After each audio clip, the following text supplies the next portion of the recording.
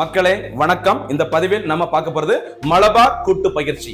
மலபார் கூட்டு பயிற்சி என்பது இந்தியா, அமெரிக்கா, ஜப்பான் மற்றும் ஆஸ்திரேலியா ஆகிய 4 நாடுகளுக்கு இடையே நடைபெறும் ஒரு கூட்டு கடற்படை பயிற்சி. இந்த பயிற்சியானது முதல் முறையாக 1992 அன்று இந்தியா மற்றும் அமெரிக்கா இடையே இருதரப்பு கூட்டு கடற்படை பயிற்சியாக தொடங்கப்பட்டது.